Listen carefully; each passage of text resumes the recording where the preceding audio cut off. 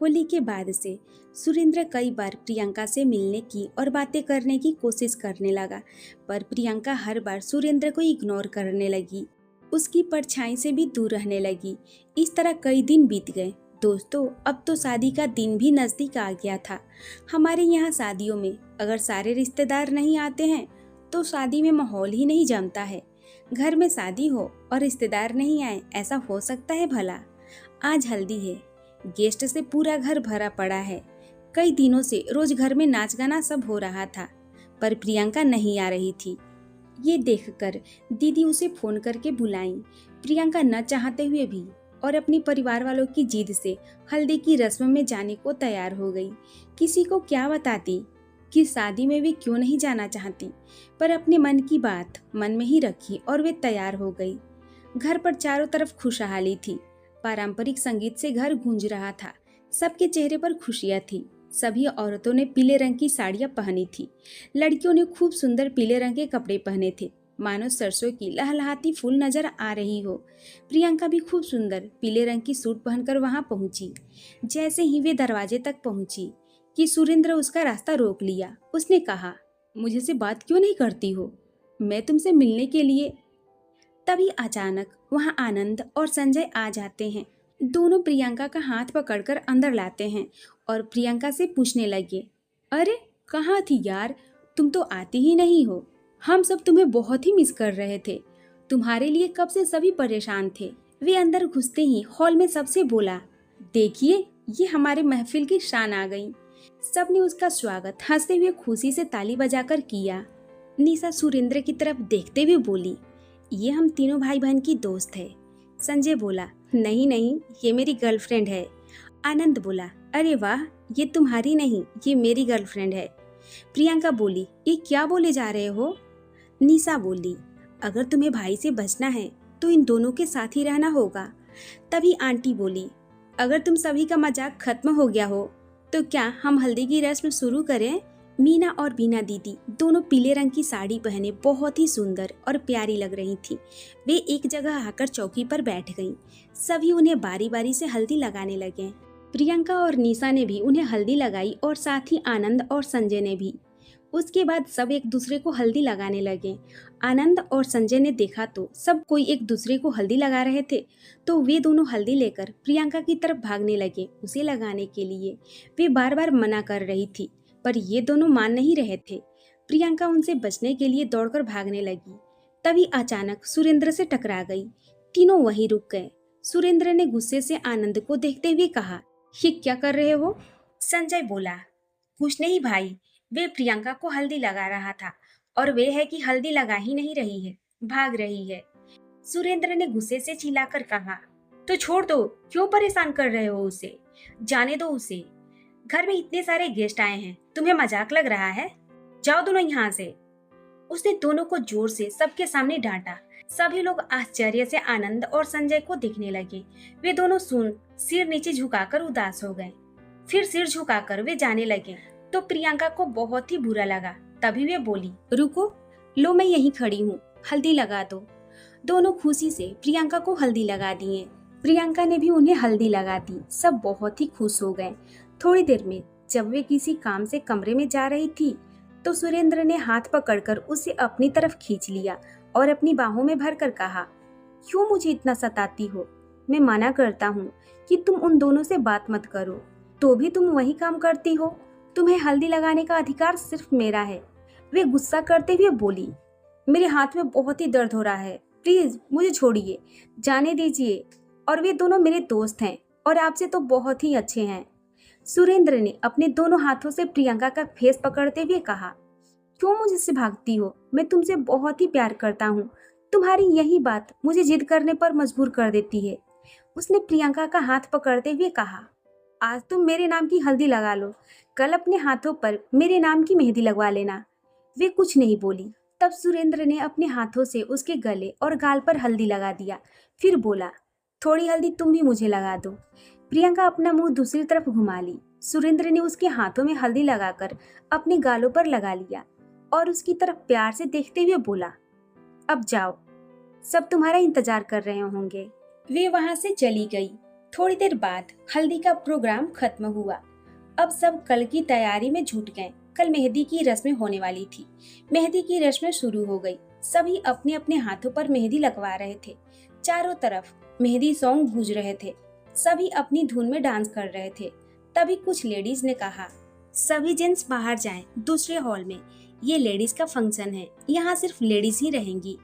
कुछ लड़कों ने कहा, अजी हम लोग सब आपका साथ देंगे नाचने गाने में। क्यों यारो, और फिर आप लोग डांस करिएगा तो कोई देखने वाला भी तो होना चाहिए ना। सब जोर से हंस पड़े। बाहर से आए हुए सुरेंद्र के कुछ दोस्तों ने कहा, इसलिए हम तो यहीं रहेंगे, क्यों दोस्तों। सब लड़कों ने कहा, हाँ हाँ। जब प्रियंका ने पीछे मुड़कर देखा तो एक बहुत ही स्मार्ट लड़का जिसका नाम रवि था, वे सबको देखकर मुस्कुरा रहा था। प्रियंका ने कहा, क्यों, आपको भी मेहंदी लगवानी है क्या। उसने मुस्कुराते हुए कहा, हाँ जी, अगर आप लगाएंगी तो हम भी तैयार हैं। वे बोली, आप तो बहुत ही बदतमीज है, अभी आपने हमें जाना ही कहाँ है मैडम। तभी वहाँ सुरेंद्र आता है। सबने उससे कहा, भाई आज तो इन लड़कियों को कुछ करके दिखाना ही होगा। सुरेंद्र ने प्यार भरी निगाहों से मुस्कुराते हुए प्रियंका की तरफ देखकर कहा, हाँ हाँ, क्यों नहीं, हम तो मेहंदी लगवाने के लिए तैयार हैं, पर शर्त यह है कि मेहंदी लगाने वाली को अपना नाम हमारे हाथों पर लिखना होगा और हमारा नाम अपने हाथों पर। बोलो, मंजूर है। सुरेंद्र का ये रूप देखकर सब हैरान हो गए। सबकी आंखें फटी की फटी रह गई और मुंह खुला का खुला रह गया। आज भाई को क्या हुआ है, इन्हें इतनी मस्ती कहाँ से चढ़ गई। मीना बोली, जरा मुझे कुछ चींटी तो काट कर देखो, ये हिटलर भाई कब से सलमान खान बन गया। सच पूछिए तो दोस्तों, ये प्यार चीज होती ही ऐसी है जो इंसान की फितरत ही बदल देती है। प्रियंका वहां से उठी और दोनों दीदी के पास जाकर बैठ गई।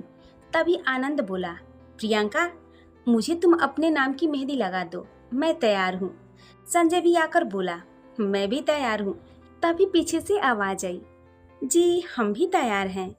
सब लेडीज बोली, लो सब तुम्हारे नाम की मेहंदी लगा लेंगे, हो गया मेहंदी का फंक्शन। अब आराम से बैठिए आप सभी। दीदी आप गुस्सा मत कीजिए। तभी सभी लड़कों ने डांस करना शुरू कर दिया। सब एक साथ खड़े हो गए। सुरेंद्र जबरदस्ती प्रियंका के साथ डांस करने लगा। वे सबके सामने कुछ बोल नहीं पाई और साथ देने लगी। गाना खत्म होने पर प्रियंका और निशा दोनों सबके लिए कुछ ठंडा और नाश्ता लेने के लिए किचन की तरफ गई। दोनों अपने में बातें कर रही थी। चलो, बहुत ही अच्छा से मेहंदी का फंक्शन हो गया। दीदी बहुत खुश थी ना, उनके हाथों की मेहंदी तुमने देखी, कितना सुंदर रच रही थी। ये दोनों अपने में बात कर रही थी। तभी वहाँ सुरेंद्र आया। सुरेंद्र ने प्रियंका से कहा कि तुम मेरे नाम की मेहंदी अपने हाथों में नहीं लगाओगी। प्रियंका कुछ नहीं बोली और किचन में ही कुछ सामान उठाने लगी। वे बोला, मैं तुमसे बात कर रहा हूँ। फिर बोली, मुझे आपसे कोई बात नहीं करनी है। उसने निशा से कहा, चल यहाँ से हम बाहर चलते हैं। प्रियंका बोलती हुई जाने लगी।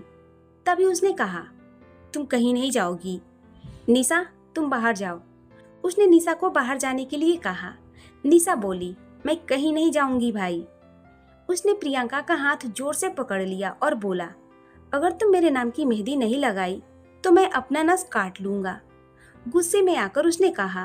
प्रियंका बोली, आपको जो सही लगे आप वहीं कीजिए, मुझे कोई फर्क नहीं पड़ता। वे बोला, फर्क तो पड़ेगा और बहुत ज्यादा पड़ेगा, और तुम ही पट्टी बांधोगी मुझे, देखना। प्रियंका ने कहा, आपको जो सही लगे आप वहीं कीजिए। उसने कहा, चल निशा यहाँ से। वे दोनों किचन से बाहर जाने लगी। जैसे ही जाने के लिए कदम आगे बढ़ाई थी, तभी सुरेंद्र ने चाकू उठाया और अपना हाथ काट लिया। उसके मुंह से आह की आवाज निकली और खून बहने लगा। जब निशा और प्रियंका ने पीछे मुड़कर देखा तो अन्यास ही प्रियंका के मुंह से निकला, हे भगवान, अब पागल है क्या, ये आपने क्या कर लिया, कितना खून बह रहा है। वे बोला, वही रुक जाओ, छोड़ दो, मेरे पास नहीं आना। जब तक तुम हाँ नहीं बोलोगी तब तक ये खून गिरने दो। वे बोली, आप मेरी बात मानिए, ऐसी पागलपन आपको शोभा नहीं देती है। घर में कितने आदमी आए हुए हैं, वे क्या सोचेंगे, प्लीज मुझे अपना हाथ दिखाइए। और सुरेंद्र की तरफ बढ़ने लगी। उसने निशा से कहा, निशा तुम कुछ बोलो। निशा भी घबराकर बोली, हाँ भाई। ये पागलपन छोड़िए और पहले अपना हाथ दिखाइए। वे बोला, नहीं, पहले तुम अपनी दोस्त से कहो कि वे मेरे नाम की मेहंदी लगाए, तभी मैं रुकूंगा। प्रियंका बोली, आप क्यों नहीं समझ रहे हैं? कोई लड़की ऐसे किसी का नाम अपने हाथों पर नहीं लिख लेती है। आप मेरी मजबूरी समझिए। सुरेंद्र बोला, तो ठीक है, आज मुझे मर जाने दो, तो तुम्हें भी समझ आ जाएगा। प्रियंका बोली, निशा, बाहर से सब लोगों को बुला कर लाओ, ये तभी समझेंगे। इनके ऊपर पागलपन का दौड़ा पड़ा है। जाओ जाओ, बुला कर लाओ। लेकिन ये भी जान लो, जब तक तुम मेरा नाम अपने हाथों पर नहीं लिखोगी, मैं बार बार यही काम करूंगा, चाहे मुझे इसके लिए अपनी जान ही क्यों ना देना पड़े। वे बोली, प्लीज मुझे माफ कर दीजिए, मैं अभी आपका नाम लिख देती हूँ, पर चलिए आप पहले दवा लगा लीजिए, अब आपको मेरी कसम है। वे धीरे धीरे सुरेंद्र की तरफ बढ़ने लगी।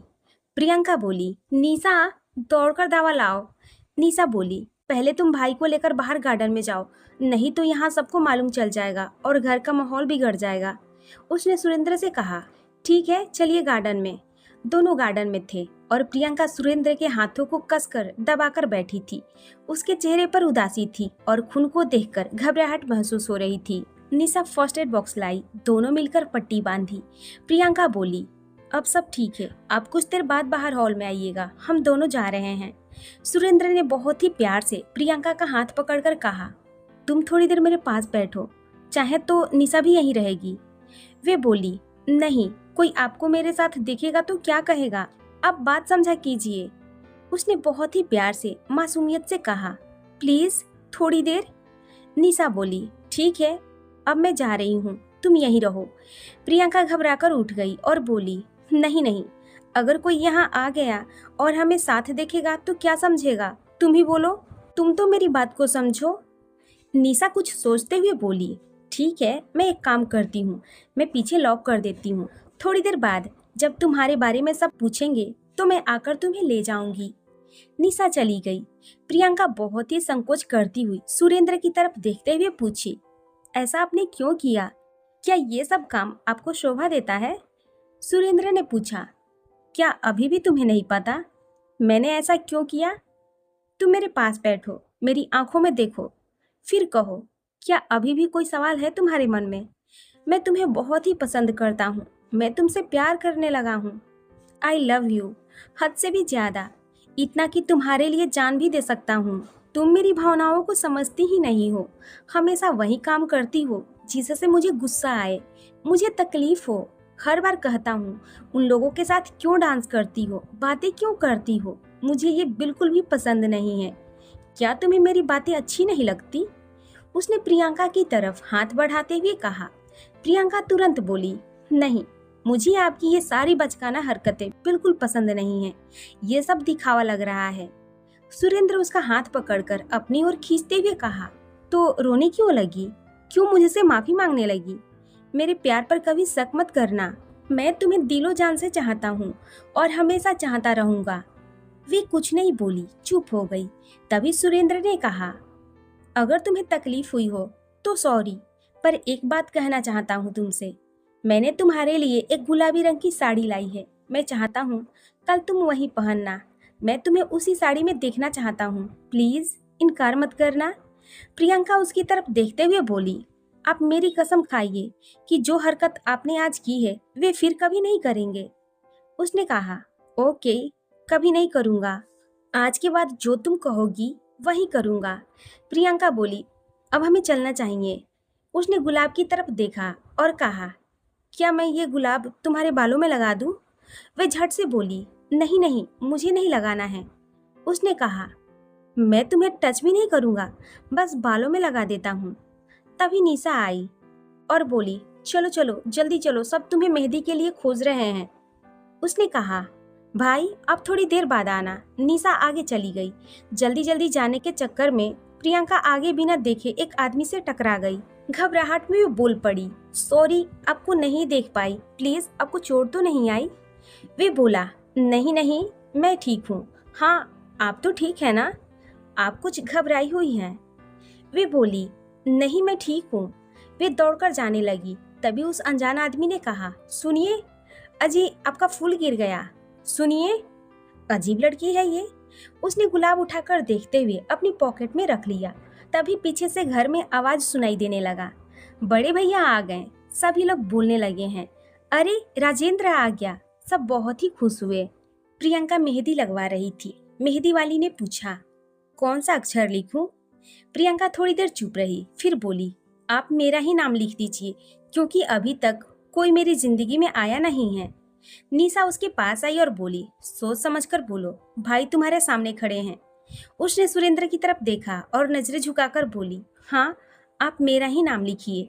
पीछे से आवाज आई, हम भी राहों में खड़े हैं, अजय हमारा ही नाम लिखवा लीजिए। राजेंद्र ने अपनी मम्मी से पूछा, ये लड़की कौन है जिसके पीछे सब पड़े हैं? उन्होंने कहा, ये निशा की दोस्त प्रियंका है और इस घर की मुस्कान है। हमारे घर के सामने ही रहती है, बहुत ही प्यारी है। राजेंद्र उसकी तरफ देखते हुए बोला, हाँ लग ही रही है। मेहंदी वाली ने प्रियंका का पी लिख दिया तो प्रियंका बोली, पूरा नाम लिखिए, सिंह का एस भी लिखिए। तब निशा समझ गई। उधर सुरेंद्र भी उसे देखकर मुस्कुराने लगा। तब निशा प्रियंका से बोली, चल प्रियंका, मैं तुम्हें घर के एक खास आदमी से मिलवाती हूँ, जिसे मिलकर तुम्हें काफी खुशी होगी। वे राजेंद्र के पास लाकर उसे खड़ी कर दी और बोली, ये देखो, ये मेरे बड़े भैया हैं, आज ही बेंगलुरु से आए हैं। प्रियंका ने नमस्ते किया, उन्होंने भी नमस्ते कहा। अचानक राजेंद्र की नजर सुरेंद्र के हाथों पर गई। ये तुम्हारे हाथों में क्या हुआ? वे प्रियंका की तरफ देखते हुए बोला, कुछ नहीं भाई, थोड़ा सा कट गया था। संजय और आनंद दोनों बोले, राजेंद्र भैया आइए, आपको मैं अपनी गर्लफ्रेंड से मिलवाता हूँ। ये है प्रियंका, ये हम दोनों की गर्लफ्रेंड है। संजय बोला, वैसे ये मेरी भी है भैया। सब हंसने लगे, ये दोनों मजाक कर रहे हैं, ये जबरदस्ती गले पड़ रहे हैं। निशा बोली। राजेंद्र भैया ने कहा, प्रियंका ये तुम्हारी कोई चीज मेरे पास है। जी, पर मैं तो आपसे अभी मिली हूँ। उन्होंने कहा, नहीं नहीं, जब मैं घर में घुसा था तब तुम मुझसे टकरा गई और तुम्हारे बालों से गुलाब गिर गया। ये लो अपनी अमानत। उसे गुलाब देते हुए कहा, ये गुलाब मैंने ही इसके बालों में लगाई थी, शायद अच्छे से नहीं लग पाया था, मैं फिर से लगा देती हूँ। निशा तुरंत बोल पड़ी और फिर से गाना बजने लगा। सब डांस करने लगे। पीछे से प्रियंका की मम्मी बोली, अब घर चलो। दोनों दीदी बोली, नहीं आंटी, आज रात इसे यहीं रहने दीजिए, हम सब रात भर अंताक्षरी खेलेंगे। क्यों प्रियंका? वे बोली, नहीं दीदी, मुझे जाने दीजिए, मैं कल सुबह आ जाऊंगी। निशा बोली, हाँ दीदी, और मैं भी इसके साथ ही जा रही हूँ, सुबह हम दोनों आ जाएंगे। दोनों घर पहुँच गई, बातें करने लगी। क्या करूँ निशा, मैं तो फंसती जा रही हूँ। अब तो मेरे लिए वे एक साड़ी भी लाए हैं, कल मुझे वहीं पहनना है। अगर कोई पूछेगा तो मैं क्या कहूँगी, कहाँ से आया? कुछ समझ में नहीं आ रहा है। आज की घटना के बाद तो मुझे बहुत ही डर हो गया है। अगर नहीं रोका गया तो वे कुछ भी कर सकते हैं। मुझे कुछ समझ नहीं आ रहा है, मैं क्या करूं? निशा बोली, एक काम कर सकते हैं, तुम भाई के सामने मत जाना, हमेशा सभी गेस्ट के सामने रहना। 2 दिनों की बात है, उसके बाद तो शादी खत्म, सब अपने अपने घर चले जाएंगे, फिर हम लोग भी शाम में ही मिलेंगे। घर में आना जाना नहीं रहेगा हम दोनों का। बस यही एक उपाय सही लग रहा है। चल सो जाते हैं, सुबह उठना है। सुबह उठकर निशा ने प्रियंका से कहा, मैं जा रही हूँ, तुम कब तक आओगी? प्रियंका बोली, क्या बताऊँ, आज तो मेरे हाथ पैर ठंडे हो रहे हैं। लग रहा है मैं एक ही बार रात में ही आऊँ। क्या करूँ, कुछ समझ ही नहीं आ रहा। तुम ही बताओ। कुछ सोचते हुए निशा बोली, ठीक है, मैं तुम्हें फोन करूँगी, तब तुम आ जाना। ये कहकर निशा अपने घर चली गई। घर पहुँचते ही सुरेंद्र ने पूछा, प्रियंका नहीं आई? निशा सिर झुकाते हुए बोली, वे आ रही है थोड़ी देर में। सब गेस्ट आने लगे थे, कुछ कुछ रस्में भी शुरू होने लगी। अब हर कोई प्रियंका के बारे में पूछने लगा, कहाँ है भाई, कहाँ है महफिल की शान, जरा उसे भी तो बुलाओ। संजय बोला, मैं जाता हूँ, उसे लेकर आता हूँ। तो आनंद भी मजाक से बोला, नहीं तू यहीं रह, मैं जाता हूँ, उसे लेकर आता हूँ। ओहो, क्यों लड़ रहे हो तुम दोनों यहीं रुको, मैं फोन कर देता हूँ, वे आ जाएगी। राजेंद्र ने कहा। आनंद फोन पर बात करने लगा, प्रियंका तुम कैसी हो, चाय पी ली, क्या कर रही हो? तभी वहाँ सुरेंद्र आता है और संजय पर गुस्सा हो जाता है और बोलता है, ये क्या कर रहे हो, क्या हो रहा है यहाँ? संजय आनंद के हाथ से फोन लेकर बोला, प्रियंका तुम ठीक हो, खाना खा ली? मेहंदी का रंग कितना लाल हुआ है? सुरेंद्र गुस्सा होते हुए बोला, ये क्या बकवास कर रहे हो? लाओ मैं बात करता हूँ। तभी फोन राजेंद्र ने ले लिया और बोला, प्रियंका अगर तुम फ्री हो तो आ जाओ, सब तुम्हें यहाँ खोज रहे हैं। वे बोली, जी मैं अभी थोड़ी देर में आती हूँ, और फोन रख दी। आनंद बोला, भैया आपने इतनी प्यारी बातें करना कहाँ से सीखा? सब हंसने लगे। थोड़ी देर बाद प्रियंका आई। सबको क्या क्या करना है इसका हम लोग एक लिस्ट बना लेते हैं। संजय और आनंद आने जाने वाले आदमी को देखेंगे। सुरेंद्र जी अपने ग्रुप के साथ बाहर का काम देखेंगे। हम लड़कियां घर के अंदर सभी लेडीज पार्टी का ख्याल रखेंगी।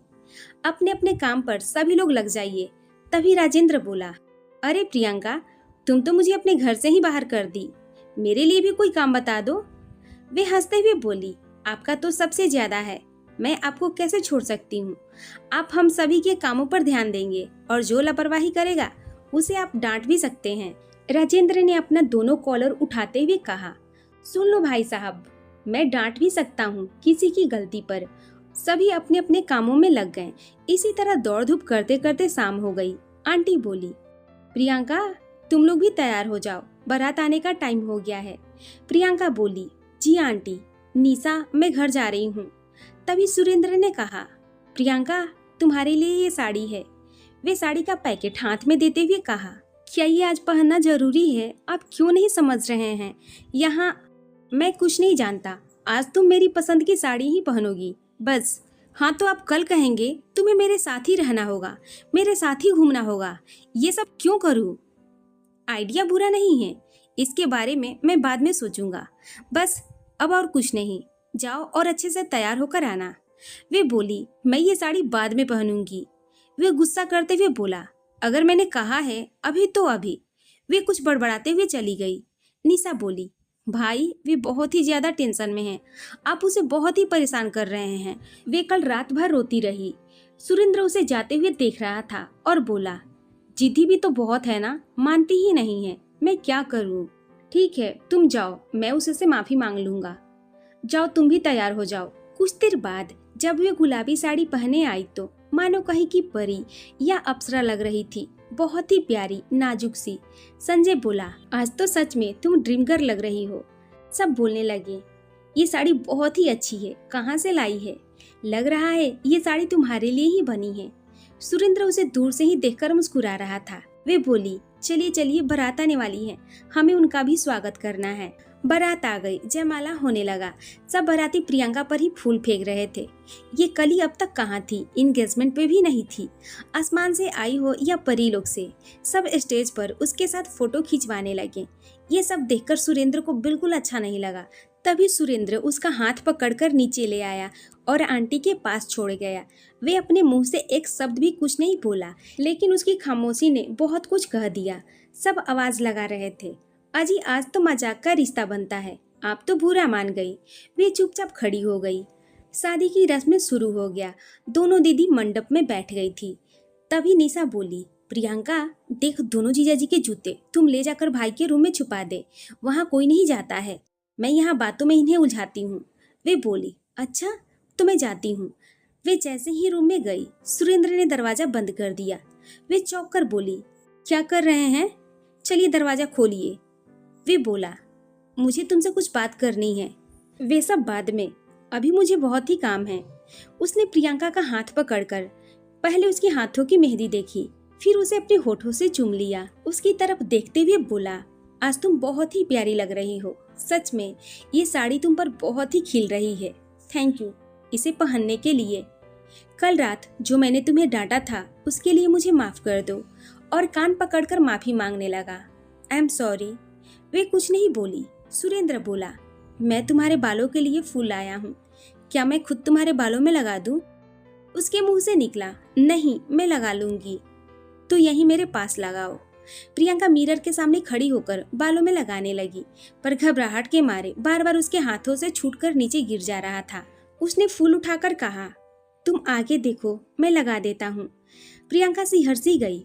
उसने धीरे से उसके कंधे पर सिर रखकर कहा, आई लव यू, एक बार तुम्हें अपने सीने से लगाना चाहता हूँ।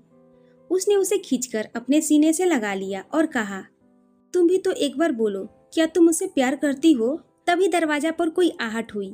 उसके मुंह से निकला, शायद कोई आ गया है। दरवाजा खोला तो सामने आंटी थी। वे बोली, तुम यहाँ क्या कर रही हो प्रियंका? वे बोली, मैं अपनी साड़ी ठीक करने आई थी आंटी। अच्छा चलो, वहाँ सब तुम्हें ढूंढ रहे हैं। वे चली गई। फिर वे दोनों अपने अपने कामों में बिजी हो गए। सारी रात शादी की रस्में होती रही। फिर सुबह विदाई हो गई। सब अपने अपने घर चले गए। थोड़ी देर बाद प्रियंका भी अपने घर आ गई। आज के लिए बस इतना ही। इस कहानी का मेन कैरेक्टर सुरेंद्र और प्रियंका ही हैं।